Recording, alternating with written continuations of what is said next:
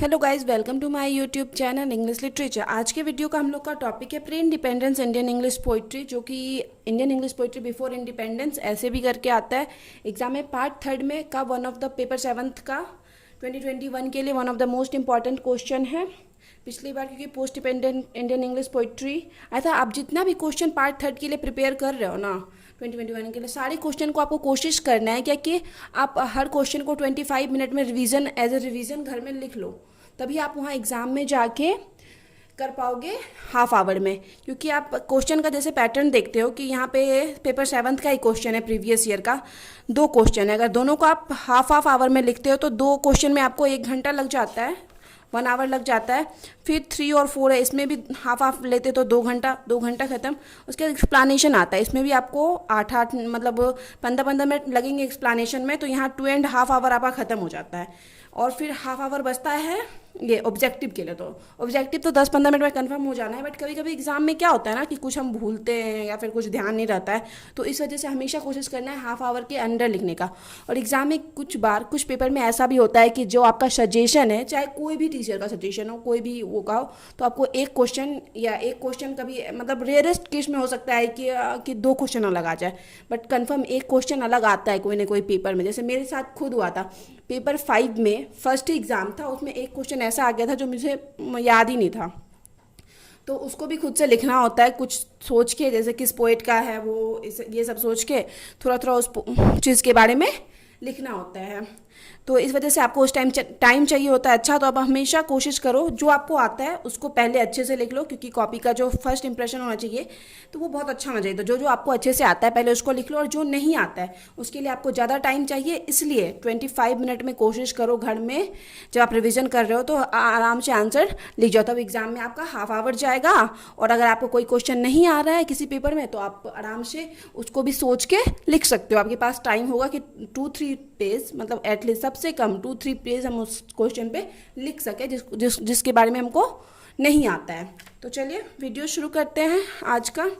ये pre independence Indian English poetry है। अगर आपको ये अगर आता है इंडियन इंग्लिश पोइट्स के बारे में लिखने भी आता है तो आप ये लिख सकते हो, बस आपको आगे का हटाना होगा। बाकी आगे तो सारा पोइट के बारे में और 2-3 पोइट और एक्स्ट्रा ऐड कर सकते हो।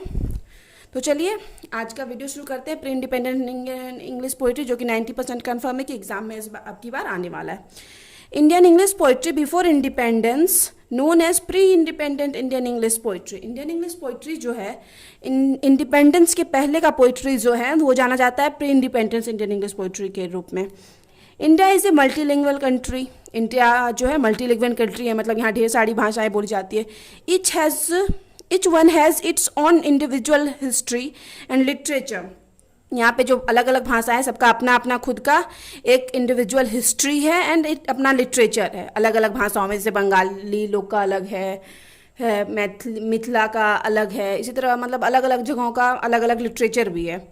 Making influence on culture and society, जो कि कल्चर हमारे कल्चर और सोसाइटी पे काफ़ी इन्फ्लुएंस प्रभाव डालती है। The colours of which we see in Indian poetry, जिसका कलर हम इंडियन इंग्लिश पोइट्री में देख सकते हैं कि अलग अलग स्टेट से अलग अलग मतलब कल्चर से आए हुए पोइट अपने अपने कल्चर के बारे में लिखते हैं इंडियन इंग्लिश पोइट्री में।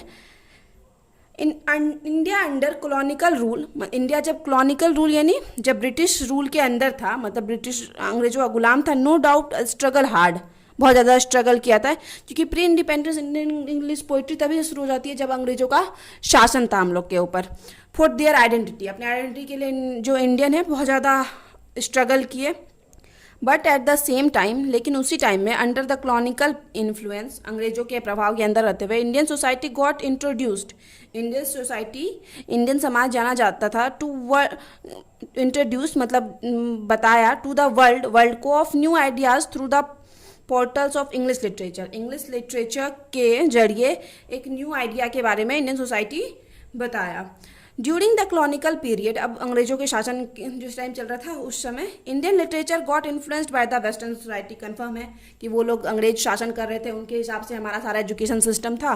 तो इन बहुत ज़्यादा मतलब उस टाइम का जो pre independence Indian English poetry है बहुत ज़्यादा वेस्टर्न सोसाइटी का इस पर काफ़ी ज़्यादा प्रभाव पड़ा है। कल्चरली, पॉलिटिकली एंड सोशली, सभी तरीके से, कल्चर में भी, पॉलिटिकली भी और सोशली भी, सामाजिक रूप से भी। The western education influenced Indian, वही है वेस्टर्न एजुकेशन जो थी वो इंडियन को इन्फ्लुएंस, प्रभावित की which result is gradual adaption of western culture, जिसका रिजल्ट यह हुआ कि हम लोग मतलब आराम से, आसानी से वेस्टर्न कल्चर को एडप्ट कर लिए, बिना कोई परेशानी, बिना कोई कठिनाई के वेस्टर्न कल्चर को एडप्ट कर लिए। Pre independence Indian English writing was the outcome of the cross fertilization of two culture, मतलब टू कल्चर, दो culture, Indian and English, Indian और इंग्लिश दो कल्चर का मिला जुला रूप होता है। Cross fertilization of two culture है in pre independent Indian English poetry. Indian और अंग्रेजों और भारतीयों का मिला जुला के जो कल्चर बना उस टाइम, अंग्रेजों के शासन के टाइम, उसी का रूप हमको pre independence Indian English poetry में देखने को मिलता है। India has been address of many prolific writer, बहुत सारे प्रमुख राइटरों का एड्रेस है India.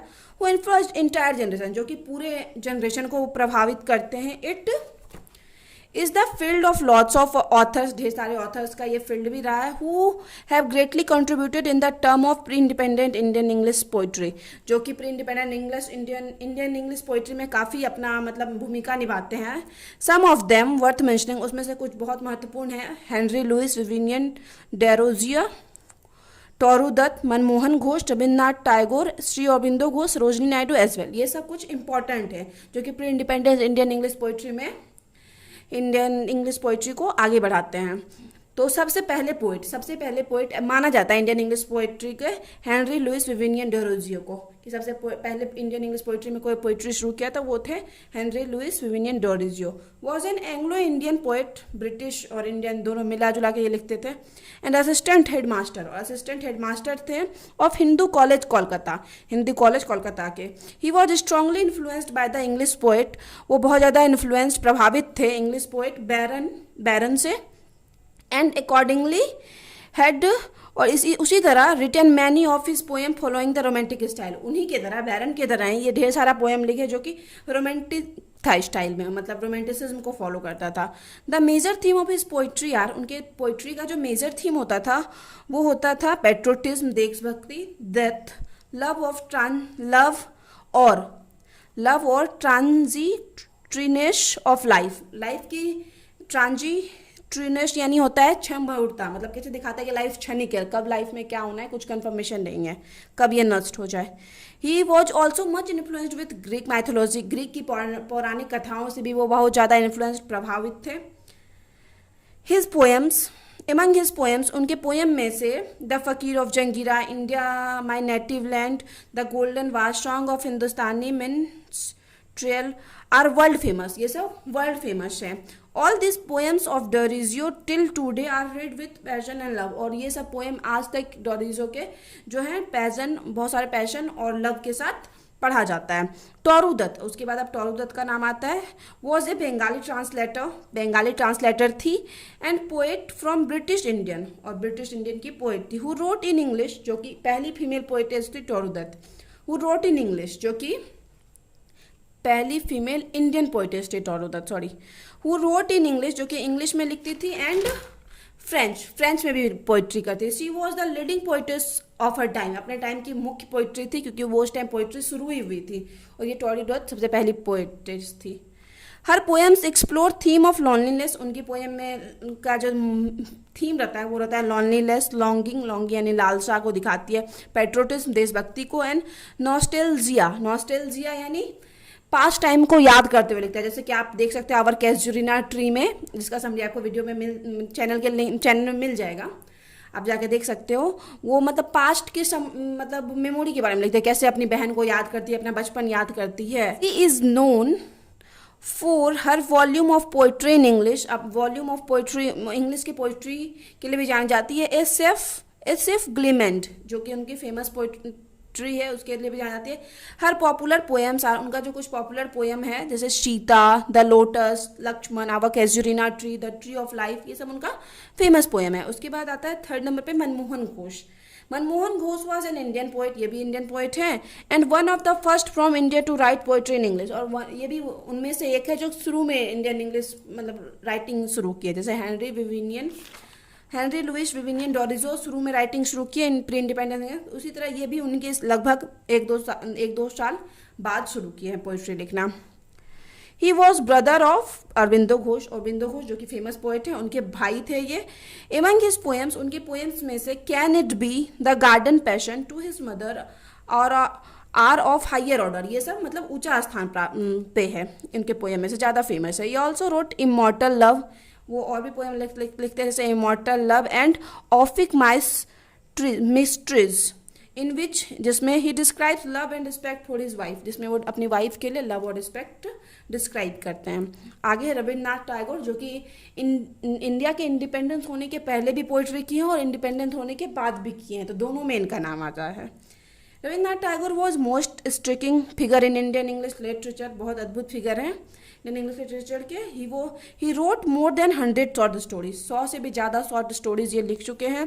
He was also known as first Asian who was rewarded with Nobel prize in literature में नोबेल प्राइज जीतने वाले फर्स्ट एशियन के रूप में जाने जाते हैं। फॉर हिज फेमस बुक, अपने फेमस बुक गीतांजलि के लिए इनको मिला था Nobel prize. He was also wrote a galaxy of short stories, ढेर सारा शॉर्ट स्टोरीज भी लिखे हैं, सच एज उनमें से है Kubla Khan, grand mother, hungry stone, the postman, the post office, the babus of नेंजू, ये सब फेमस है। अब है अरविंदो घोष, अरविंदो घोष भी इंडियन इंग्लिश मतलब पहले भी पोइट्री किए हैं और इंडियन इंग्लिश के मतलब इंडिपेंडेंस के बाद भी पोइट्री किए और इंडिपेंडेंस के पहले भी पोइट्री किए हैं। वॉज एन इंडियन फिलोसफर, जो कि एक इंडियन फिलोसफर थे, योगी थे, गुरु थे और पोइट के रूप में जाने जाते हैं। He was also a journalist, और जर्नलिस्ट के रूप में भी जाने जाते थे। एडिटिंग न्यूज़पेपर एडिट करते थे, लाइक वंदे मातरम न्यूज़पेपर का नाम है। The central theme of his vision is, उनके जो पोएम या पोइट्री का जो सेंट्रल थीम था, द इवोल्यूशन ऑफ लाइफ, मतलब जीवन के विकास के बारे में लिखते थे, जीवन के बारे में, लाइफ के बारे में लिखे, कैसे लाइफ को अच्छा किया जा सके उसके बारे में लिखते थे। इनटू ए लाइफ डिवाइन, कैसे जीवन को दिव्य किया जा सके, कैसे अपने सोल को प्योर किया जा सके, बस कैसे गॉड से कनेक्ट हुआ जा सके, तो यही सब के बारे में लिखते थे Shri Aurobindo Ghosh. His poetic career spreads over a period of 60 years, इनका जो पोइटिक करियर था ये 60 ईयर्स का था, 60 साल का। During his 60 years poetic career he wrote this following poems, अपने 60 ईयर के करियर के में ये सब पोएम लिखे हैं। Revelation, transformation, rose of God, the tiger and the deer, इसमें ट्रांसफॉर्मेशन और the tiger and the deer का समरी आपको चैनल पे ही देखने को मिल जाएगा। Savitri, a child imagination as well, ये सब श्री अरविंदो घोष की पोइट्री थी। आगे है Sarojini Naidu was also known as the nightingale of India के रूप में भी जानी जाती है और भरत कोकिला के में भी जानी जाती है। This title was given her by Mahatma Gandhi, और महात्मा गांधी के द्वारा ये टाइटल उनको दिया गया था। बिकॉज ऑफ कलर, क्योंकि उनके colour, imaginary and lyrical quality of her poetry, उनके पोइट्री की वजह से मतलब उनका पोइट्री इतना अच्छा था, इस वजह से उनको नाइटेंगल ऑफ इंडिया और भारत कोकिला का टाइटल दिया गया था। एवं हर वर्क्स, उनके वर्क्स में the village song, song of Radha, the golden threshold, song of India, song of nature are world famous, ये सब पूरे वर्ल्ड में famous. Beside this above literary personalities pre independent Indian English poetry, इन सब मतलब personality के अलावा जो pre independent Indian English poetry also produce some poet, और भी कुछ पोइट मतलब के बारे में पोइट हैं pre independent Indian English poetry में जो हैं स्वामी विवेकानंद, हरिंद्रनाथ चट्टोपाध्याय, ये सब भी हैं। दिस एबव मेंशन्ड पोइट, और इन जो भी पोइट के बारे में ऊपर लिखा गया है contribution in pre independent Indian English poetry are high order, मतलब सबसे ऊपर इनके कंट्रीब्यूशन को इंडियन इंग्लिश पोइट्री में रखा गया है। तो यहाँ पे ये ख़त्म होता है pre independent Indian English poetry. तो आप अगर आपको ये थोड़ा बड़ा लगता है तो आप इसको अपने हिसाब से छोटा बड़ा कर सकते हैं, कुछ लाइन हटा सकते हो, जैसे यहाँ से ये पैराग्राफ हटा सकते हो, यहाँ से फिर शुरू कर सकते हो इंडिया हैज़ बीन एड्रेस, या फिर कोई एक पोइट के बारे में हटा सकते हो, और जैसा क्वेश्चन आएगा आप उस अकॉर्डिंग, अगर इसको आप 25 मिनट में लिख सकते हो तो छोटा मत करो, बट अगर आपको 25 मिनट में नहीं रिवीजन कर पा रहे हो तो इसको अपने हिसाब से छोटा कर सकते हो, कुछ लाइन कहीं से कट कर सकते हो, बट ज़्यादा मत करना। एग्जाम में कम से कम 5 पेज में एक आंसर होना चाहिए, 5 पेज एबव चला जाए बट कम ना हो 5 पेज। तो चलिए यहाँ पे वीडियो खत्म होता है। वीडियो अगर आपको अच्छा लगता है और अगर आप इंग्लिश ऑनर्स के स्टूडेंट हो प्लीज़ चैनल को सब्सक्राइब कीजिए और वीडियो को लाइक कीजिए और कमेंट करके बताइए कि आगे आपको कौन से टॉपिक की वीडियो चाहिए। मिलते हैं नेक्स्ट वीडियो में नेक्स्ट टॉपिक के साथ।